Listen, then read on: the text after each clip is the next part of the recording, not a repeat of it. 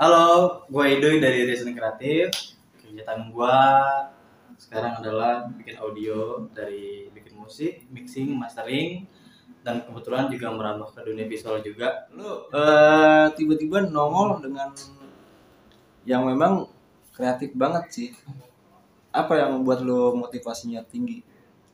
Oke, apa yang bikin memotivasi gue untuk bisa seperti sekarang? Dulu kan gue ngeband nih ceritanya, terus suka belajar dari teman-teman supaya bisa menyalurkan hobi. Karena gue bukan tipe orang yang bisa kerja di kantor 8 jam gitu, nggak bisa. Jadi gue, karena gue basic dari musik, jadi gue pengen hidup dari musik gitu. Dan kebetulan saking apa ya, banyak bergaul sama temen-temen tapi yang positif ya, bergaul di musik dan bisa ngumpulin uang dan ngumpulin ilmu untuk bikin bisnis kreatif ini. Dasarnya tahun berapa sih? Dulu awal mula bangun bisnis kreatif itu tahun 2011 lah, 2011. After punya band dulu namanya Shine Band. Ntar ada di klipnya, kasih tau.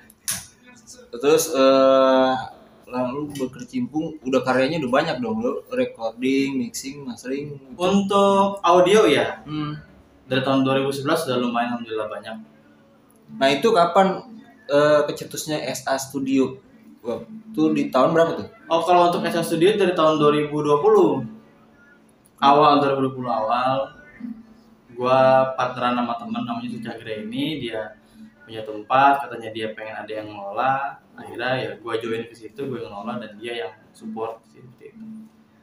Itu recording dengan visual. Nah itu bedanya apa sih? Recording dan visual yang memang lu udah Kalau jalanin. recording sih yang pasti lebih ke audio ya. Jadi kayak kalau ada temen yang mau berkarya, mau bikin lagu atau bikin cover, gue support, gue bikin musiknya, itu recording sampai mixing mastering. Dan kalau visual itu lebih ke videonya. Kadang kan orang kalau datang ke kita sekarangnya bisa bikin video juga kak, udah sekalian aja.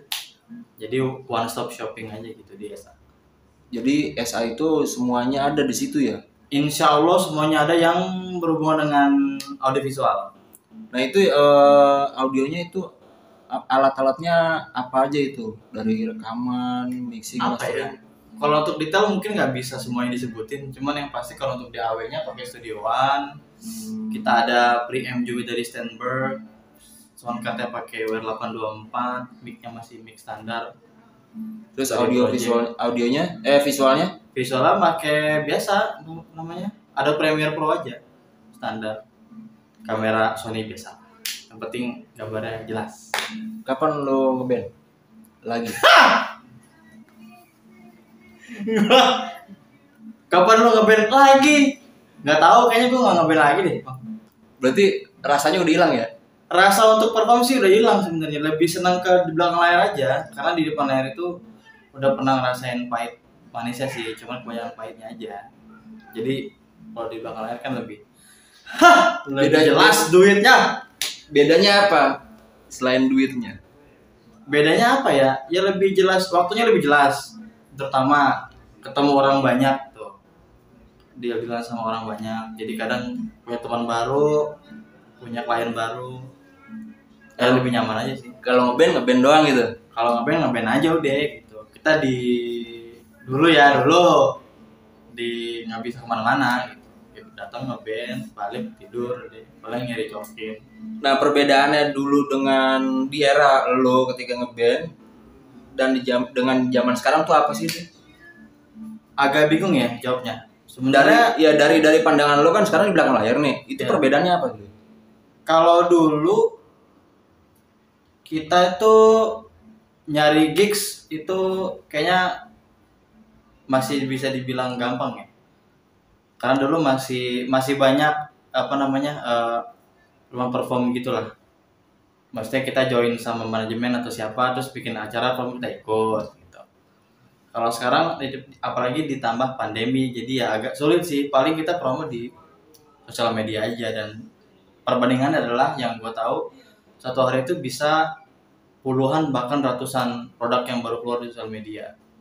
Kalau dulu kan masih bisa disaring lah, kalaupun kita punya sesuatu yang unik itu bisa ditarik orang dilihat gitu. Kalau sekarang kan semuanya hampir unik, jadi ya jadi best of the best aja sih. Uniknya menurut lo dengan banyaknya label publishing itu apa?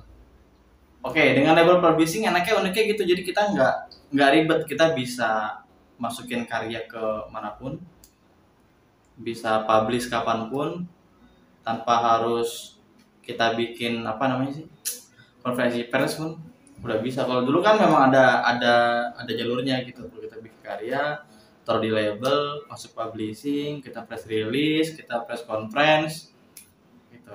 Kita press kertas gitu ya. Berarti yang itu dulu dan sekarang belum bisa untuk dijalanin ya? Kayaknya sih. Kalau memang harusnya begitu. Ada beberapa label-label besar yang masih mempertahankan budaya itu, cuman untuk beberapa label-label yang masih baru berjalan kayaknya nggak perlu mereka. Karena mereka percaya sih kalau lagunya memang dasarnya enak aja, pasti bakal naik kok. Dan memang terbukti. Cuannya banyak ya? Banyak.